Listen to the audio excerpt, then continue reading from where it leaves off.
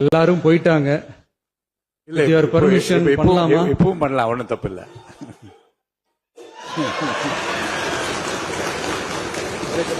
நேத்து எதிர்கட்சி தலைவர், மாண்புமிகு எதிர்கட்சி தலைவர் பேசும்போது நிறைய பேசினாங்க. அதுல ஒண்ணு மட்டும் அரசு சொல்றதா நினைச்சுக்கிட்டு நம்மள இன்டைரக்டா ஈவில் அப்படின்ற அந்த வார்த்தையை யூஸ் பண்ணாங்க. எனக்கு ஒன்னே ஒண்ணுதான் சொல்லணும்னு தோணுது. ஈவில்ஸ்னு டெவில்ஸ் பேசக்கூடாது.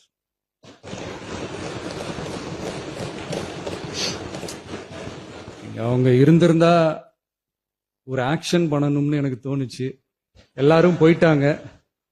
இல்ல With your permission பண்ணலாமா? இப்பவும் பண்ணலாம், ஒன்றும் தப்பு இல்லை.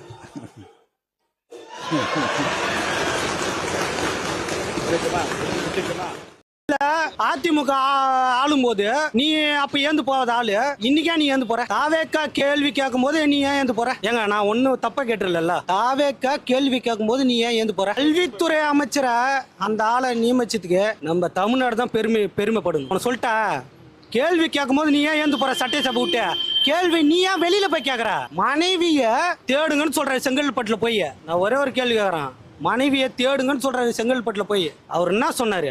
குடும்ப அரசியல சட்டசபையில இவ்வளவு வருஷமா அவங்க இது பண்ணிருந்தாங்க. தளபதி தாழ்த்தப்பட்ட மக்களுக்கு அமைச்சர் பதவி கொடுத்து அழகு பாக்குறாரு. 2026 மட்டும் இல்ல, இதுக்கு மேல வர்ற வருஷங்களையும் விஜய் தளபதி மட்டும்தான் முதல்வரே. நான் வேணா அடிச்சு சொல்றேன், நாங்க கை விட மாட்டோம். தமிழ்நாட்டு இளைஞர்கள் கை விட மாட்டோம். இது வேணா உண்மை, 100% உண்மை. புரியுதுங்களா? எவ்வளோ சட்டசபையில வர வேண்டிய ஆளு ஏன் வரல? அது ஒரு கதையா தான் அவரு சொல்லிட்டு இருந்தாரு. நீ ஊழல் பத்தி பேசும்போது ஏன் நீ வெளில போற? ஊழல் பத்தி பேசும்போது நீ வெளில போற? உனக்கு தில்லுக்குதுல தமிழ்நாடு நல்ல முறையில் நீ எடுத்துன்னு போயிட்டு இருந்த, நீ ஏன் வெளில போற? எதிர்த்து கேள்வி கேட்க வேண்டியதானே தளபதியா? என்னைக்குமே நான் ஆனா அவர் கேட்டது கரெக்டுங்க. தமிழ்நாடு அரசியல் சூப்பரா போயின்னு இருக்கு. நான் வேணா 100% சொல்றேன், தமிழ்நாடு அரசியல் சூப்பரா போயிட்டு இருக்கு. விஜய் சட்டமன்றத்துக்குள்ள நின்றுட்டு திருடர்கள்னாலே திடீர்னு திமுக எல்லாம் அஞ்சு ஓடுவாங்க, திருடன்றாங்கன்னு சொல்லி. ஏன்னா எல்லாம் இத்தனை வருஷம் திருடி தான் வச்சிருந்தாங்க. அதெல்லாம் அவர் பொதுவாக சொன்னா அவங்கள குத்தம். ஏன் இத்தனை நாள் திருடி தான் வச்சிருந்தாங்க, அதெல்லாம் அவங்க குத்த தான் செய்யும். விஜய் ஆனால் உண்மையிலே இன்னைக்கு இத்தனை நாள் பேசுறோம், இன்னைக்கு கொஞ்சம் தெளிவாக சில விஷயம்லாம் முக்கியமான பாயிண்ட்லாம் நிறைய எடுத்து பேசினாரு. அவங்க கொஞ்சம் எதிர்க்க திராணி இல்லாம, ஏன்னா இத்தனை நாள் தப்பு செஞ்சிருந்தாங்கல்ல, அதை எதிர்க்க எப்படி கொஞ்சம் அறிவா பேசலாம். இதுக்கு முன்னால அந்த அளவுக்கு விஜய் அறிவாலாம் பேசல. சும்மா அந்த சினிமா அந்த டான்ஸ் ஆடிட்டு அந்த ஒரு மாதிரி அந்த மாதிரி பேசியிருந்தாங்க. ஆனால் இன்னைக்கு உண்மையில சொல்ல விஜய் நான் சூப்பராக பேசி ஆல்மோஸ்ட் டிஎம்கே சென்னையோட கோட்டை. ஏன் சரித்திரத்தில் இல்லை, தமிழ்நாடு சரித்திரத்திலே இதுதான் ஃபர்ஸ்ட் டைம் 16 தொகுதியில் 14 தொகுதி தோத்து போகிறது. இதுதான் first time. For example 2011 23 seats தான் ஜெயிச்சாங்க. அதிலே 13 சீட்ஸ் சென்னை சோலோவை தூக்கி போனாங்க. பட் இன்னைக்கு சென்னை மக்கள் ஃபுல்லாக இவ்வளோ அதிருப்தி இருக்காங்கன்னா கரெக்டான டைமில் ரெஸ்பான்ஸ் கூட பண்ணலையே அப்படின்ற டோட்டல் வாஷ் அவுட். அந்த மனுஷன் ஒருத்தர் விஜய் ஃபேஸை காட்டு ஓட்டு வாங்கி போயிட்டாரு. என்னன்னா திமுக இன்னமும் தன்னை ரிஃபார்ம் பண்ணிக்க மாட்டாங்களே, அவங்களோட தப்பை திருத்திக்க மாட்டாங்களே, அதுதான் ஒரு ப்ராப்ளமா இருக்கு. அது ரொம்ப கஷ்டம், அதை மாத்திக்கணும். அவங்க விஜயகிரி சாரோட பொண்ணு அவங்களே வந்துட்டாங்கல்ல, விஜய் சாருக்கு ஆதரவு கொடுக்குறாங்களே இன்டைரக்டா. அதுதான் ஃபேமிலி. அதாவது ரொம்ப இப்போ உங்க தாத்தா சொத்து இருக்கு, இவங்க 2 பேரும் அண்ணன் தம்பிங்க வச்சுக்கீங்களா, ஒரு தாத்தாவோட சொத்து அப்பாவோட இதுவை ஃபுல்லா நீங்க ஒருத்தரே எடுத்துக்கிட்டா எப்படி? இது அந்த மாதிரிதான் ஒன் ஃபேமிலிக்குள்ளே ஒன் பர்டிகுலர் ஃபேமிலி அதை டேக் ஓவர் பண்ணதான் இன்னைக்கு பெரிய பிரச்சனை. அது என்னன்னு தெரியல. இன்ப ஐயா தான் எனக்கு தெரிஞ்சு இந்த கட்சியை காப்பாற்றணும், ஜென்சி அரசியல் பண்ணி. எனக்கு ஒரு விஷயம் தான் பிரதர், என்னன்னா திமுக இன்னமும் தன்னை ரிஃபார்ம் பண்ணிக்க மாட்டாங்களே, அவங்களோட தப்பை திருத்திக்க மாட்டாங்களே, அதுதான் ஒரு ப்ராப்ளமா இருக்கு. அது ரொம்ப கஷ்டம், அதை மாத்திக்கணும். கையில நல்லா வந்துரும்னு விஜய் சார் கேட்டது அப்படிங்கிறது அது நான் தப்புலாம் சொல்ல மாட்டேன். அது நல்ல ஒரு வார்த்தை தான், அது அருமையான ஒரு வார்த்தை. எதுக்காகன்னா இந்த மாதிரி டாக்ஸிக்கான கேடுகட்ட ஒரு அவதூறு பரப்புற அரசியல்வாதிங்க அரசியல் பண்றவங்கள அப்படிதான் கேட்கணும். இதை விட மோசமா கேட்கணும் விஜய் சார். ஏங்க விஜய் சார் எப்படிங்க அதாவது நீங்க அரசியல்ல கூட நீங்க சொல்லிடலாங்க, ஆனா தனிப்பட்ட ஒரு மனுஷன் அவரை வெறுக்கவே முடியாதுங்க. அவ்வளவு ஒரு இன்னைக்கு அவரெல்லாம் ஒரு கொண்டாடுறாங்க. இதுதான் இவங்க மனநிலை. என்னன்னா இப்ப விஜய் பேசுறாங்களே, இதுக்கு முன்னாடி 5 வருஷத்துக்கு முன்னாடி ஸ்டாலின் யாரா கேட்டாங்களா அந்த மாதிரி வாயத்தோணுங்க? யாருமே கேட்கல. இப்ப விஜய் கேட்டா அது என்ன இது ஆகிட போகுது? இன்னைக்கே நீங்க அசம்பிளியில பாத்திருப்பீங்க, உதயநிதி ஸ்டாலின் கால் மேல கால் போட்டு தான் உட்காந்தாரு. அது எவ்வளவு பெரிய இது. ஏன்னா அவங்க ஜெயிக்கல, அவ்வளவு பேசிட்டாங்க விஜய் பத்தி. ஜெயிக்கலன்னா அவங்களுக்கு இது வரி இதை வரதானே செய்யும். ஒரு மாதிரி விர்ச்சுவல் வாரியர்ஸ் கிடையாது, அபியூஸ் வாரியர்ஸ் அப்படின்ற மாதிரி விஷயம்லாம் சொல்லியிருக்காங்க. அந்த மாதிரிலாம் நம்ம எதுவும் சொல்ல முடியாது இல்ல. ஏன்னா அவங்களுக்கு தான் அந்த மாதிரி வீடியோவும் போடுறாங்க, இப்ப ஜென்சிங்ஸ் கூப்பிட்டு பேசுறாங்க. அதெல்லாம் எதுவும் தப்பு சொல்ல முடியாது. உதயநிதி போன ஆட்சியில ஒரு பிரச்சனையை சரி பண்ணணும் போது திமுக வந்து ஆட்சிக்கு வந்து 120 நாள் தான் இருக்கு, அதுக்குள்ள எங்களுக்கு எப்படி இந்த டைம் பார்த்தோம்? 120 நாள்ன்றது 4 மாசம் வந்துமே நீங்க ஒன்றும் புடுங்கல, 5 வருஷமாவே நீங்க ஒன்றும் புடுங்கல. விளையாட்டுத்துறை அமைச்சரா நீங்க ஒன்றும் கழட்டல, இதே டெபுட்டி சிஎமாவும் நீங்க ஒன்றும் கழட்டல. என்ன கழட்டுனீங்க? என்ன திட்டங்கள் கொண்டு வந்தீங்க? மக்களுக்கு என்ன நல்லது பண்ணீங்க? உங்க தொகுதியில நீங்க என்ன சீரமைப்பு கொண்டு வந்தீங்க? என்ன திட்டங்களை வளர்த்தீங்க? எந்த அளவுக்கு அந்த தொகுதியை வளர்த்துருக்கீங்க? சிஎஸ்கே டிக்கெட்டை வாங்கி பிளாக்ல வைக்கிறத தாண்டி நீங்க என்ன பெருசா விளையாட்டுத்துறை அமைச்சரா கழிச்சிட்டீங்க? ஒன்றும் கழிச்சல. சோ அவருக்கு என்ன பெரிய வன்மம்னா, ஒரு முதலமைச்சரா சீட்ல நான் உட்கார வேண்டிய, அது உட்கார விடாம பண்ணிட்டியே அப்படின்ற வைத்தறிச்சல் வன்மம். இளவு வீட்டுல பொம்பளைங்களோட மோசமா எழுதிட்டு இருக்காங்க ஸ்டேஜ் போட்டு. அதுல ஒரு பகுதி தான் இவர் புலம்புறது. சோ இவர் வந்து மக்களே மதிக்கல தலைவா, இவர் பேசுறதுல மக்களே கண்டுக்கல. மக்கள் தெளிவா இருக்காங்க. நாங்க வந்து 6 மாசம் டைம் கொடுத்துருக்கோம், மக்களே கேட்கறாங்க நீ என்ன டைம் கொடுக்குறது அவங்களுக்கு? நாங்க டைம் கொடுத்துருக்கோம் அவருக்கு 5 வருஷம் ஆட்சியால, அவர் அதை நல்ல சிவாரி மூடிட்டு இருக்கான்னு மக்களே சொல்லிட்டாங்க. அவ்வளவுதான். அதான் சிம்பிளா சொல்ல போனா எதிர்கட்சின்றதை தாண்டி அவரோட பர்சனல் வன்மம் இருக்குல்ல, பொறாமையின் உச்சம், அதுதான். மற்றபடி அவர் மக்களுக்காகலாம் பேசல. இன்னுமே திமுக ஏன் தோச்சுன்னு பித்து புடிச்சு தெரியறானுங்க. அதுக்கான பதில் மக்கள் சொல்லிட்டாங்க. ஆனா அதை ஏத்துக்கிறதுக்கு உங்களுக்கு மனசு இல்லை, அவ்வளவுதான். புரோட்டோகால் சொல்றதுல அவங்க புரோட்டோகால் தெரியாதா? கார்ல தொங்கிட்டு போனது, சேகர் பாபுக்கு குறை பிடிச்சது, அவங்களுக்கு வீட்டு வேலை பார்த்தது, வீட்டு ஊழியம் பார்த்தது, ஒரு பொண்ணா இருந்துகிட்டு அந்த இடத்துல இன்னொரு பொண்ணு அசிங்கப்படுத்துறதே மிகப்பெரிய கேவலமான விஷயம். ஆனா டிஎம்கே உங்ககிட்ட வேற என்ன எதிர்பார்க்க முடியும்? அவ்வளவுதான். ஸோ அதுக்கான பதில் வந்து எப்படி இவங்களோட அராஜகத்தின் உச்சத்துல எம்எல்ஏக்கள் எல்லாம் தூக்கி, அமைச்சர்கள்லாம் தூக்கி குப்பையில போட்டாங்களோ அதே மாதிரி மேயர் பிரியா தூக்கி குப்பையில போட்டாங்க. ஒரு சின்ன பிரச்சனை என்னன்னா, இவங்க எல்லாம் எக்ஸ் மினிஸ்டர் ஆனாலும் அவங்களுக்கான அதிகாரமும் பவரும் அவங்களோட முகமோ பதிவுல இருக்கும், மக்கள் மனச கட்சி ரீதியா இருக்கும். ஆனா உங்களுக்குலாம் அது கூட இருக்காது. அதுதான் கவலையே. நீங்க இந்த இடத்த விட்டுட்டு போனதுக்கு அப்புறம் நீங்க யாருன்றது கூட மக்கள் மறந்துடுவாங்க. ஸோ நீங்க இந்த திமிரு, அகங்காரம், ஆணவத்தெல்லாம் கொஞ்சம் அடக்கி வச்சுக்கிட்டு மக்களுக்கு நல்ல செய்ய பாருங்க. அப்படி முடியாத பட்சத்துல மக்கள் உங்களுக்கான பாட்டத்தை கண்டிப்பா புகட்டுவாங்க. ஒருத்தர் சொல்றாரு, நான் வந்து இந்த எம்பியோட பேரை, நான் இந்த மாவட்ட செயலாளரோட மகன், அதாவது இதுக்கு பேர் வந்து ஜென்சி கூட்டம் இல்ல, இதுதான் வாரிசு அரசியல். இது கொள்கை கூட்டமா வாரிசு கூட்டமானா வாரிசு கூட்டம் தான் சொல்லிட்டு போவாங்க. எனக்கு என்ன புரியலன்னா, இவனுங்களே எக்ஸ்போஸ் பண்ணிக்கிறானுங்க. இவனுங்களே தற்கொலைன்னு எவ்வளவு தூரத்துக்கு தற்கொலையா இருந்திருக்காங்கன்றத காட்டிக்கிறானுங்க. எனக்கு அதான் கஷ்டமா இருக்கு. ஏன்னா நாங்க தானே அதை பண்ணணும், நீங்களே அதை பண்றதுக்கு நாங்க எதுக்குடா அப்படின்ற மாதிரி தான் இருக்கு. தமிழ்நாடு முதலமைச்சர் பேரு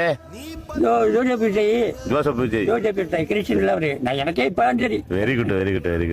ஏழை எளிய மக்கள், விளிம்பு நிலை மக்கள், டெல்டா பகுதி மக்களுக்கு எல்லாம் ஒன்னும் தெரியாது, அடித்தட்டு மக்களுக்குன்னு சொல்றாங்க. தளபதி விஜயோட செயல்முறை நடைமுறை எப்படி தம்பி? பானையில இருந்தா அப்பையில போட முடியும், தண்ணி இருந்தா திறந்து விடுவாரு. அவங்க வீட்டுல தான் கொடுக்க முடியும். விவசாயம் பார்த்தீங்கன்னா விவசாய கடை வந்து 50,000 ரூபாய் நகையை வச்சுட்டு வங்கி கடல்ல கடனை கட்டுப்படி பண்றாரு. உடனே செய்யணும் 30 நாளுக்குள்ள பொருளை பெற்றுக்கூட. இது என்ன தம்பி இது? இன்னும் 5 வருஷ காலம் இருக்கு, அது செய்யட்டும் கூட. 10 வருஷமா காலகாலமா 2 பேர் இருந்தா வேண்டான்னு விட்டுட்டு போய.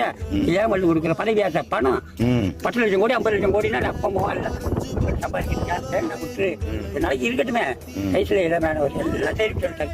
ஒருத்தரோட எனக்கு வேண்டாம், என்னை பற்றி நல்லா தெரிஞ்சுட்டார் அவரு. ஒரு படத்துக்கு 250 கோடி நடிக்கிறவர் அவர். இந்த காட்சிகளை ஆசை பண்ணுங்கிற அவசியம் இல்லை, மக்களுக்கு எல்லாம் செய்வார். கொஞ்ச காலம் அவகாசம் கொடுக்கணும். அதுவும் புரிய மாட்டாங்களே, இதே நோன்றதுக்கு தான் இருக்கான். இருக்கு ஏன் அன்னைக்கு செய்யலன்னா 30 நாளுக்குள்ள 10 வருஷம் தானே என்ன செய்ய முடியுமா? செய்ய கொஞ்சம் அவகாசம். நல்ல மிஷன் நல்லா செய்வாரு, எல்லாம் அவர் செஞ்சுட்டு அத்தனை செய்வார். கொஞ்சம் அவகாசம் கொடுக்கணும். சரி ஆயிடுச்சு. ரொம்ப பவர்ஃபுல்லாக இருந்தது இன்னைக்கு. பேசக்கூடாது நிறைய பேர் வந்து அவரை வந்து சொல்லிட்டு இருந்தாங்க. அவர் பேசினா என்ன ஆச்சுன்னு சொல்லிட்டு இன்னைக்கு சட்டமன்றத்தில் தெரிஞ்சிச்சு. கரெக்டாக பேசியிருக்காரு எல்லாமே. ரொம்ப நல்லா இருந்தது இன்னைக்கு. நானும் பார்த்தேன். நான் இது வரைக்கும் யாரும் அது மாதிரி பேசுனதில்லை. ஜெயலலிதா சிஎம்க்கு அடுத்தது வந்து விஜய் தான் வந்து ரொம்ப ஸ்ட்ராங்காக பேசியிருக்காருன்னு நான் சொல்லுவேன். எப்பவுமே குட்டி கதை சொல்கிறது வழக்கம் தானே. இதுக்கு முன்னாடியும் சொல்லியிருக்காரு அவர். இதே ஸ்டோரி வேற டிஃப்ரெண்ட்டாக சொல்லியிருக்காரு அவர் மேடல். குட்டி கதை கொஞ்சம் ஸ்பெஷலோ நம்ம சொல்லக்கூடாது பப்ளிக்கு. அவர் சொல்கிறது ஒரு முறை. ஏன்னா வந்து அவருக்கு அந்த பவர் இருக்குது. நம்ம வந்து பார்த்தது அந்த கதையும் ஸ்டோரி நல்லா தான் இருக்குது. Okay sir. அதாவது எப்படின்னா, தப்பு பண்ண விட மாட்டோம், தப்பு பண்ணாலும் விட மாட்டோம், தப்பு பண்ணுறவங்கள விட மாட்டோம், இதுக்கு முன்னாடி தப்பு பண்ணவங்கள விட மாட்டோம்னு சொன்னார். செம்மையாக இருந்தது அந்த லைன்ஸு. கரெக்டு தான். இது அப்படியே இருக்கணும்னு சொல்லிட்டு தான் நான் அப்படியே மக்களுக்கு ஆட்சி தான். உண்மையில வந்து இது ஒரு ஆச்சரியம் தான். இந்த ஆட்சி வந்தது யாருமே வந்து எதிர்பார்க்கல. இவ்வளோ இடத்துல வந்து அவர் ஜெயிச்சிருக்கான்னு சொல்லிட்டு யாரும் நினைக்கல. அந்தளவுக்கு வின் பண்ணியிருக்காரு. கண்டிப்பாக அந்த சப்போர்ட்னால தான் நிறைய பேர் வந்து வேறு கட்சியிலேருந்து வந்து அவருக்கு வந்து வராங்க. ஏன்னா தெரிஞ்சிச்சு எல்லாருக்கும் எந்த ஆட்சி கரெக்டாக நடக்க போகுதுன்னு சொல்லிட்டு. அதனால் அவங்க வராங்களா என்னன்னு தெரியல. இல்லை, ஆரம்பமே கொஞ்சம் நல்லா சூப்பராக இருக்குது. ஆரம்பமே சூப்பராக பண்ணுறாரு. இனிமேல் போக போக வந்த ஸ்டேஜில் வந்து ஒரு இடத்துல வந்து பழசை புரிஞ்சுக்கிறதுக்கு கொஞ்சம் கஷ்டமாக தான் இருக்கும். ஒரு 6 மாதம் வரலையும் அவர் கொஞ்சம் கஷ்டப்படுவார். அதுக்கப்புறம் அடிச்சு தூக்கின்னு போயினே இருப்பார். இன்னைக்கு சட்டமன்றத்தில் எப்படி பேசினாரு? நான் கவனிக்கல சார். நான் பார்க்கும்போது நல்லா இருக்கு ஆட்சி. இப்போதைக்கு எல்லாமே சொல்கிறாங்க. நான் ஒயின் ஷாப்லாம் 3 நாள்னா அப்புறம் நாங்களாம் வந்து அப்புறம் கல் கடை தடை சொல்லு, ஒயின் ஷாப் மூட்டை சொல்லு, ஓகேவா? நாங்களாம் வந்து அதுக்காக தான் நாங்கள் கஷ்டப்பட்டுனுக்குறோம், புரியுதுங்களா? நாங்கள் ஓட்டு போட்டதே வந்து நல்லா இருக்கணுன்றதுக்காக தான். அப்படி சொல்லிங்க, ஏதாவது கல் கடை தெரிஞ்சுட்டு ஏதாவது கம்மி இது பண்ணால் பரவாயில்ல, மற்றபடி இருந்தாலும் சரி. இப்போதைக்கு இந்த 2 மாதத்துலேயே, இந்த 1 மாதமாக 1.5 மாதத்துலேயே அவர் சூப்பராக பண்ணியிருக்காருன்னா போக போக வந்து தெளிஞ்சிடுவார். ஏன்னா அவர்கிட்ட இருக்கிற ஆளுங்க எல்லாமே பணக்காரங்க கிடையாது, படித்தவங்க. அதனால் வந்து ஐஏஎஸ், இந்த எம்டெக், எம்ஏ எல்லாமே படித்தவங்க தான். நானே BCom MBA with IAS entrance. நான் என்ன ஏன் நிலைமை, அதனால் வந்து யோசிக்க வேண்டிய விஷயம். சட்டசபை சைடு ஆமாம், அவங்க வரமாட்டாங்க. வயிற்று எரிச்சல், பயம் கிடையாது. அவர் ஒரு வார்த்தை வர விட்டார் வர, இன்னைக்கு தப்பு செஞ்சு விடமாட்டேன்னு சொல்லிட்டாரு. இதில் யார் யார் போவாங்கன்னு தெரியல. அது எந்த கட்சிக்கார இருந்தாலும் போகிறோம், விடமாட்டேன் பிறகு கண்டிப்பாக நடக்காது. கொஞ்சம் பயமாக தான் இருப்பாங்க எல்லாருக்கும். இதேமாரி போனால் அப்படின்னா மறுபடியும் எலெக்ஷன் வந்து 200 தொகுதி மேலே வருவாங்க பொழுது. பேசி தான் அவங்களுக்கு பெரிய ஆளாகிறாங்க. இவங்க பேச திமுக 2 எம்எல்ஏ குறைஞ்சி தான் வருவாங்க, அவ்வளோதான். இப்போ ஏடிஎம் கட்சி எழுப்பி போகுது, அவங்க பொஞ்சு போகிறாங்க போகிற. அதே மாதிரி தான் திமுக அதே மாதிரி தான் ஆகிடும் பொழுது. மக்களுக்கு என்ன ஆக்க போகணும்னு சதம் பார்த்தா பேசணும். அவன் பண்ணுற 30 நாள் என்ன, 40 நாள் என்ன பண்ணுற முடியும்? யார் மேலே ஊழலை கண்டுபிடிக்க முடியும்? எந்த துறையை கட்டுப்படுத்த முடியும்? ஏற்கனவே செஞ்சுட்டு போனால் தான் சரி செய்ய முடியும். சரி செஞ்சு அதுக்காக ஒரு 6 மாதமாவது பேச மாட்டாங்க. 6 மாதம் 6 வாரம் கூட விடலை இவங்க. நிறைய பேர் டிஎம்கேக்கு ஏடிஎம்கே ஓட்டு போட்டீங்கல்ல, நீங்கெல்லாம் வந்து சீமானன் ஓட்டு போட்டா கூட நம்மளாம் மன்னிச்சு விட்டுருப்போம்டா. வித்தியாசமா உன்னை கொண்டு வரேன்னு நினைக்கிறாரு, பரவாயில்ல என்னமோ பண்ணிட்டோம். அவருக்கு ஒரு வாய்ப்பு கொடுக்குறோன்னு நினைச்சவனை கூட நான் மன்னிச்சு விட்டுருவேன். இப்போ 75 வருஷமா ஏமாத்திட்டு இருக்காங்கன்னு உங்களுக்கு தெரிஞ்சு ஓட்டு போடுறவங்க தப்பானவங்க இல்லையா? அவருக்கு ஒரு கோவம் இருக்குல்ல, இத்தனை வருஷமா இருந்தோம் திடீர்னு ஒருத்தன் வந்துட்டான் அப்படின்ட்டு. அந்த ஆதங்கத்துல ஏதோ ஒரு வார்த்தை 2 வார்த்தை விட்டுருக்கலாம். நம்ம யாரையும் எதுவும் தாக்கிலாம் பேச வேணாம். அண்ணனுக்காக துணை நின்று சுத்தி இருக்கிற எல்லாத்தையும் கொஞ்சமாவது இதுக்கு மேல சரி பண்ண பாருங்க. அடுத்த ஜென்ரேஷனுக்கு எல்லாம் மொத்தமா போயிடும். அதுக்காக தான் இப்ப மாறி வந்திருக்கும். டிஎம்கே ஏடிஎம்கே நாங்களாம் பல வருஷ கட்சிடா அப்படின்னு பேசுறவங்கலாம் ஒரே அடி, 5ஆம் தேதி அடிச்ச அடியில அவ்வளவுதான். இதுக்கு மேல எழுவே முடியாத அளவுக்கு அடிச்சிட்டாங்க, அவ்வளவுதான். இதுக்கு மேல அவ்வளவுதான். ஏடிஎம்கே டிஎம்கே எல்லாம் அவ்வளவுதான். எனக்கு தெரிஞ்சு ஓரம் கட்டிடும். அடுத்த 10 வருஷத்துக்கு கண்டிப்பா வாய்ப்பு இல்ல. அரசியலை புரிஞ்சுக்கிட்டாரோ? அரசியல் அவரை புரிஞ்சுக்கிட்டாருன்றதோட அரசியல்வாதிங்க மக்களை புரிஞ்சுக்கிட்டு இப்ப வந்துட்டாங்கன்னு தான் சொல்லணும். ஏன்னா அடிபட்டு இருக்காங்க, பாத்துட்டு தானே இருக்கும் எல்லாம். இப்ப பசங்க எல்லாருமே யங்ஸ்டர்ஸ் எல்லாமே நியூஸ் பாக்குறானுங்க, எல்லாம் பண்றானுங்க.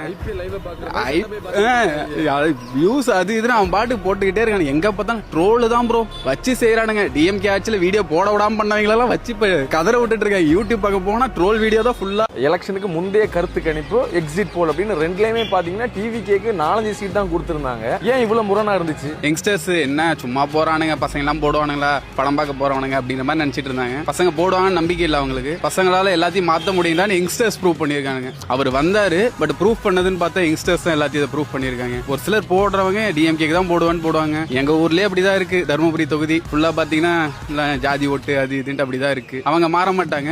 இன்னும் கொஞ்ச நாள் போட்டோம், மாறுவாங்க அப்படின்னு ஒரு நம்பிக்கையில போயிட்டு இருப்போம். தற்குறின்னு சொல்லிட்டு இருக்கீங்க. அவங்க வந்து உண்மையா அவங்க ஒரு ஆச்சரியக்குறி அப்படின்னு சொன்னாரு. அந்த வார்த்தையை நிறைவேற்றிருக்கும்னு நினைக்கிறேன். எலெக்ஷனுக்கு அப்புறம் அவங்க எல்லாம் வாயை பொழந்து பார்த்தாங்கல்ல, நாங்களாம் ஆச்சரியக்குறின்னு இப்ப தெரிஞ்சிருக்கோம்ல. இதுக்கு மேலே அவனும் தற்குறின்னு பேசி வர மாட்டான். அதே மாதிரி ஒருத்தனை பத்தி என்ன ஏதுன்னு தெரியாம நீ பாட்டுக்கு தற்குறின்னு சொல்லக்கூடாது. இப்ப அந்த தற்குறியும் கூட தான் வந்து கூட்டணி சேர்ந்துட்டு நிறைய பேர் வந்து வாழ்ந்துட்டு இருக்கீங்க. இதுக்கு மேல எவனும் அந்த மாதிரி சொல்லிட்டு வர மாட்டாங்க. காலையில ரீல்ஸ் ஆட்சி நடத்தாதீங்கன்னு சொல்லி சொன்னாரு. அதேதான் ரீல்ஸ் ஆட்சின்னு சொல்லிட்டு அவங்க அப்பா அவர் ரீல்ஸ் பண்றாரு பாருங்க, அந்த சின்ன பையன் கூட. தேவா தம்பி ரீல்ஸ் சூப்பரா பண்றீங்க.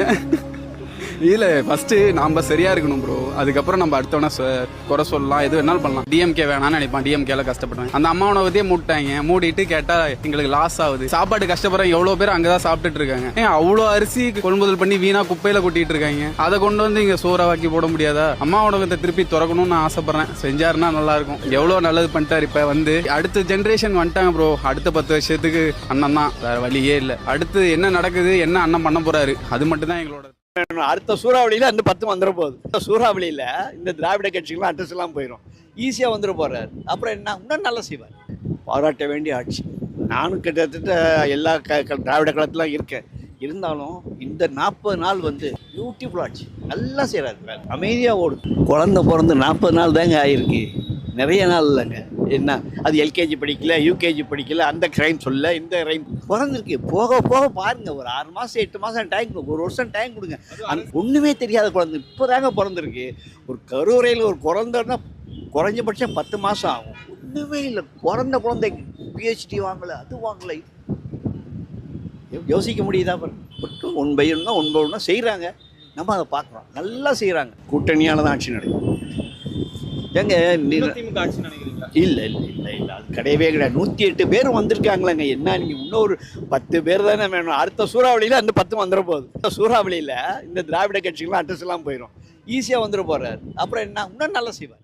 மாசம் 2500 வேண்டாம். லேடிஸுக்கு பஸ் இலவசம் தேவையில்லை. அவங்க அதெல்லாம் எங்களுக்கு வேணாங்கிறாங்க. ரேஷனில் தரமான பொருள், பைசா வாங்கிக்கிட்டோம். இலவச அரிசி வேண்டாம். கடையில 40 ரூபா விக்குதா, நீங்க சந்தையில போய் வாங்குங்க, எங்களுக்கு 20 ரூபாய்க்கு கொடுங்க, போறோம். உங்களுக்கு ஒரு 10 ரூபா லாபம் வச்சுங்க. நஷ்டத்துல நிறுவனம் நடத்தக்கூடாது. அந்த மாதிரி பண்ணலாமே. முன்னால கோஆபரேட்டிவ் சொசைட்டின்னு ஒண்ணு இருந்தது, அனைத்து ஜாமானும் இருக்கும். இப்ப நீங்க ரிலையன்ஸ் சொல்றீங்க இல்லையா, அப்ப கவர்மெண்டே நடத்திச்சு பல வருடத்துக்கு முன்னால. திருப்பி இவர் அதை ஸ்டார்ட் பண்ணலாம். இன்னைக்கு விஜய் முதலமைச்சர் ஆனதுக்கு அப்புறமா பிரேமலதா கேட்கறதா இருக்கட்டும், விசிகா சார்பா பேசுறதா இருக்கட்டும், இவர் நெருக்கிற மாதிரி கேள்விகள் எல்லாம் கேட்கறாங்கல்ல. கேட்கட்டும், அதுதான் வேணும். அதாவது இவங்க தீட்ட தான் நம்ம விஜய் மைண்ட் ஷார்ப் ஆகும். இவங்களே என்ன பண்றாங்க, கத்து கொடுக்குறாங்க. நம்ம கத்துக்கணும்னு நினைச்சோம், நீங்க இவங்களே தான் சொன்னாங்க இவருக்கு ஒண்ணுமே தெரியாதுன்னு சொல்லிட்டு இப்ப இவங்க பேசுறதுக்கு கத்து கொடுக்குறாங்க. இவரும் நீங்க நல்லா பாத்தீங்கன்னா தெரியும், ஒருத்தர் பேச்சையும் ரொம்ப கவனிக்கிறாரு, நோட் பண்றாரு, கவனிக்கிறாரு. இத மாதிரி வளவலன்னு சட்டசபையில பேசுறதை விட்டுட்டு அவங்க கத்தனா கத்திட்டு போட்டோம், எதையும் சொல்லிட்டு போகணும். மக்களுக்கு என்ன தேவையோ அதுக்கு உண்டான மீட்டிங் போட்டு அதை மாத்திரம் முதல்ல சால்வ் பண்ணுங்க. இவர் மது கடை இப்ப மூடுதோடு சரி, தற்சமயம் இதுக்கப்புறம் மூட வேண்டாம்னு நினைக்கிறேன். விலை ஏத்துங்க, தப்பு இல்ல. 180 சொல்றாங்க, அது 250. அது மாதிரி காஸ்ட்லியான மதுபானம் இருக்குல்ல, வெளிநாட்டுல இருந்து நம்ம வாங்கி விக்கிறோம்ல, அதெல்லாம் டபுள் முடங்கு ஏத்து. இருக்க வசதியான குடிக்கிறோம் வெளிநாட்டு மருந்து, அதெல்லாம் ஏத்து. நான் வேணாம்னு சொல்ல, எவ்வளவு ஏத்த முடியுமோ அதை ஏத்துங்க. அப்ப என்ன ஆகும், 2 குவார்டர் ஒருத்தன் குடிக்கிறான், 1 குவார்டர் குடிக்கிறானா, ரெண்டாவது நமக்கு வருமானம் கிடைக்குதா. பப்புல தப்பு பண்றது இது மாதிரி பெரிய பெரிய ஆள் தானே தப்பு பண்றான், அவன்கிட்ட ஃபைன் ஜாஸ்தி போடு. உதயநிதிக்கு முதல்ல அரசியல் என்னன்னு தெரியுமா? விஜய கேட்கறதுக்கு உதயநிதி தகுதியான ஆளா? என்னதான் கத்தி கிழிச்சாலும், சட்டசபையில பேர் வாங்கணும்னு நினைச்சாலும் என்ன நடந்திருக்குன்னு மக்களுக்கு தெரியும்ல. இப்போ உதயநிதி நாங்க 2 பேரும் கிளாஸ்மேட். ஐயா ராஜா, அதெல்லாம் அன்னைக்கு திருப்பி எல்லாம் கொண்டு வராது. இனிமே அந்த உறவுலாம் பற்றி பிரயோஜனம் இல்ல. தப்பு செய்தா களை எடுப்போம், அது கன்ஃபார்ம். ரெண்டாவது, பின்ன யாரு சொல்லி கொடுத்து படிக்கிறா, பக்கத்துல யாரு உட்காந்துருக்கா, பக்கத்துல ஒரு நல்ல மனுஷனை வச்சிருந்தா பரவாயில்ல. ஏகப்பட்ட ஊழல்ல இருக்கக்கூடிய நேருவை பக்கத்துல உட்கார வச்சிருக்காரு. அவர் தான் ஐடியா கொடுக்குறாரு. கொடுக்கட்டும், அவர் கொடுக்க இவருக்கு கொடுக்க டிவி தாங்க நல்ல பேரு. பேச பேச இவர் தவறு செய்ய டிவி கேக்கு தான் பெனிஃபிட். போன ஆட்சியில என்ன தவறு நடந்ததோ அந்த தவறு இந்த ஆட்சியில நடக்காது. எது பேசினாலும் ஆதாரம் வச்சிருக்காரு. தலைவர் எங்க போனாலும் விட மாட்டாரு. ஒருத்தர் பாருங்க, வீட்டுல போய் நான் கட்சியில சேருன்னு சொல்லி லெட்டர் எழுதி கொடுத்துட்டு, நான் இது என் கையெழுத்தே இல்லைங்கிறான். அடுத்த நிமிஷம் அடிக்கிறார் தலைவர், போடுறா வீடியோ போட்டு விடுறா யூடியூப்ல மாட்டிக்கிச்சு. அதெல்லாம் நம்ம ஆள் மேனுவல் கிடையாது, எல்லாம் சிஸ்டமேட்டிக்கா தான் போவார். நீங்க நினைக்கிற மாதிரி லூஸ்ல விடுறதுலாம் இல்ல. ரெண்டாவது, போலீஸ் இவருக்கு இவங்க மேல மரியாதை. எப்படா ஒரு நல்ல தலைவன் வருவான்டா, எப்பா நம்ம கையில எப்படா சார்ஜ் கொடுப்பான்டா அப்படின்னு காத்துட்டு இருந்தாங்க காவலர்கள். ஏன்னு கேட்டீங்கன்னா, எவனை தொட்டாலும் நான் அவன் ஆளு. எனக்கு வட்ட செயலாளர் தெரியும், ஊராட்சி தலைவரை தெரியும், ஸ்டாலின் உங்களோட பத்தி சொல்லுவோம். இந்த அராஜகம்லாம் பண்ணாங்க போலீஸ்ட. முதல்ல ஸ்ட்ரிக்டா கொடுத்தாரு ஆர்டர், போதைப் பொருள் கலாச்சாரத்தை ஒழிக்கணும், ரவுடிசத்தை ஒழிக்கணும். கொஞ்சம் கொஞ்சமா போலீஸ் கை நோத்துவாங்க. எடுத்தோம் நல்லாட்சி பிறந்திருக்கு, இன்னொரு எம்ஜிஆர் வந்திருக்காருன்னு நான் சொல்லுவேன். வரலாறு படைச்சிருக்கோம். தனித்து எந்த ஒரு ஆதரவும் இல்லாம, எந்த ஒரு சப்போர்ட்டும் இல்லாம, தனி மனிதனா நின்று 34 விழுக்காடுக்கு மேலேயும் வாங்கியிருக்கோம். அதுவே எங்களுக்கு போதுமானது. 10வது வரைக்கும் சில நல்ல உள்ளங்கள் ஆதரிச்சதுனால அரியணையிலும் உக்காந்துட்டோம். இனிமே நல்லாட்சி கொடுக்கறது மட்டும்தான் எங்களோட ஒரே நோக்கமா இருக்குமே தவிர எதிரையும் தவற மாட்டோம். 6 மாசத்துக்கு அப்புறமா ஆட்சி கவிழ்ந்துருமா? அவ்வளவு கேர்லெஸ்ஸா தளபதி இருக்க போறாரா? சில்லறவன் சொல்லி தான் இருப்பான், 6 மாசத்துல வந்துடும், 1 வருஷத்துல வந்துடும். ஆட்சி அமைக்கிறதும் ஆளுமையும் நம்ம கையில தான் இருக்கு. IPL கிரிக்கெட் லைவ் பார்த்திருந்தவன் இன்னைக்கு சட்டசபை லைவ் பார்க்க ஆரம்பிச்சிட்டான். பேசிக் காலேஜ் படிக்கிறவனும் சரி, ஸ்கூல் படிக்கிறவனும் சரி, ஒரு மைண்ட்ல விஜய்னாலும் அரசியல் என்னன்னு நிறைய பேர் மனசுல தோண ஆரம்பிச்சிச்சு. என்ன வேணா நடக்க வாய்ப்பு இருக்கு. விஜய் நல்லா ஆட்சி கொடுப்பாரு, எல்லாமே பண்ணுவாரு, எனக்கும் நம்பிக்கை இருக்கு. 717 வைன் ஷாப்பை மூடிட்டாங்க. முக்கியமா போன ஆட்சியில எது தவறிச்சோ அதை இப்ப ஸ்டிட் பண்ண அவர் கையிலே வந்திருக்கு. நேரடி கண்காணிப்புல, பெண்கள் பாதுகாப்புல முக்கியமா இருக்காரு அவரு. சோ 6 நாள் ஆட்சி இருக்குமா தெரியாதுன்னு ஃபர்ஸ்ட் சொன்னாங்க. அப்புறம் 6 வாரம் தாண்டிதான் பாக்குற சொன்னாங்க. இப்ப 6 மாசத்துல வந்து 6 மாசம் தாண்டிச்சுன்னா என்ன சொல்லுவாங்க, இன்னும் அடுத்த 6 மாசம் இது சட்டசபை இருக்கிறாங்களா பாப்போம், இன்னும் 2 வருஷம் இருக்காங்களா பாக்கும். போயிடுச்சு, சைன் போயிட்டே தான் இருக்கும். இனிமே எவனாச்சு பொதுமக்களுக்கு இடையூறா பேனர் இருக்கிறதோ மத்தபடி செலிப்ரேஷன் பண்றதோ பார்த்தா கட்சி கடுமையான நடவடிக்கை எடுக்கணும் ஓப்பனா சொல்லிட்டாரு. ஆட்டம் போடுச்சா ஒரு நாள் தீபாவளி நம்மளுக்கு முடிஞ்சிச்சு. இனிமே களப்பணியில இறங்குங்க. எனக்கு இன்ஸ்ட்ரக்ஷன் வந்துச்சு, இனிமே உங்க ஊரை நீங்க கிளீனா வைங்க, அப்பதான் இந்த ஆட்சி தொடரும். குடும்பத்தை பாருங்க, சைதபை இந்த களப்பணியிலே இறங்குங்க, வென்று காட்டுவோம். இட்ஸ் ஜஸ்ட் பிகினிங், அவ்வளவுதான் நான் சொல்லுவேன். இனிமே போக போக யாரா ஒரு எம்ஜிஆர் நம்மளுக்கு கண்ணில் பார்த்த மாதிரி இருக்கேன் தோண வைக்கலனா பாருங்க. திமுகவோட டிராவல் பண்ற எல்லா கூட்டணியும் கல்லாப்பட்டி கூட்டணி அப்படின்னு சொன்னாரு.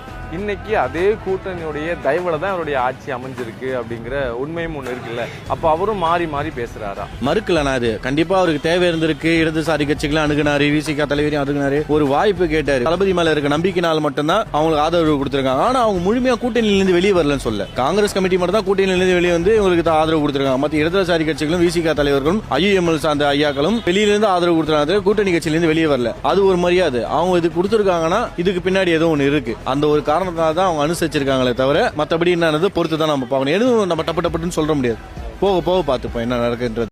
நான் இன்னும் சொல்ல போனா இவனுங்க இந்த மேடையில போட்டு கதறதுக்கு மைக்க தூக்கிட்டு நீங்க போய் மக்கள் கிட்ட போங்க, மக்கள் கிட்ட போய் களமாடுங்க, மக்கள் கிட்ட போய் பேசுங்க, மக்கள் கிட்ட பிரச்சனையை கேளுங்க. வாபேசி உங்களுக்கு ஒரு எக்ஸாம்பிளா உங்களுக்கு அதுக்கான தெளிவு பிறக்கும். தப்ப என்ன பண்ணீங்கன்னு புரியும். அப்புறம் நீங்க அதை திருத்திக்கோங்க. அதை விட்டுட்டு இன்னுமே கதறிட்டே இருக்கனால ஒண்ணும் மாறா தலைவா. என்ன இது வரைக்கும் சட்டசபைக்குள்ள எப்பயுமே ஸ்டாலின் போய்கிட்டு இருப்பாரு. அப்படின்னா அவங்க வீட்டில் யாரோ போயிட்டு இருப்பாங்க. என்ன ஒரு தமிழ்நாட்டோட முதலமைச்சர் திடீர்னு குளத்தூர் தொகுதியில் நல்லா தான் பண்ணியிருந்தாரு. அவங்களே கவுத்து விட்டுட்டாங்க. ஓகேங்களா? அப்போ வந்து எங்கே ஆள் மட்டும் ஆடுது, எங்கே தலையை காணோம் அப்படிங்கிற ஒரு பொசிஷன்லாம் அவர் பேசினார். இதில் என்ன இருக்குது? இவர் பொண்டாட்டிங்கிற அந்த ரீசன் பேசுகிறாரு பார்த்தீங்களா? அது தவறு. அது வந்து தவறு. அது வந்து குடும்ப மேட்ரு. இது வந்து அரசியல் மேட்ரு. நீயே உங்கள் அப்பா வந்து அரசியல் வந்து குளத்தூரில் நின்றுருக்காரு. அவர் தோத்துட்டாரு. அதனால் அதை பேசலாம். நீ குடும்ப மேட்ரை வந்து இதை பேச முடியாது. ஏன் உங்கள் தாத்தாவுக்கு வந்து 3 பொண்டாட்டி இல்லையா? ஏன் ஸ்டாலினுக்கு வேறு ஆளே இல்லையா? அவர் பண்ணாத அட்டுவீகம் பண்ணிருக்காரா? அவரு இதே வந்து உதயநிதி ஸ்டாலின் வயசில் வந்து ஸ்டாலின் பண்ணாத அட்டுவீகமே கிடையாது. நான் படிக்கிற காலத்தில் எவ்வளோ நான் பார்த்துருக்குறேன். ஆமாம், அந்த அட்டாக் வந்து இதில் பண்ணக்கூடாது. எல்லா மனுஷனும் தப்பு பண்ணுற மனுஷன் தான். எவனும் யோக்கியம் கிடையாது. இப்போ நீ கிடையாண்டா கொஞ்ச நாள் நயன்தாரா பின்னாடி அதை நம்ம சொல்லக்கூடாது.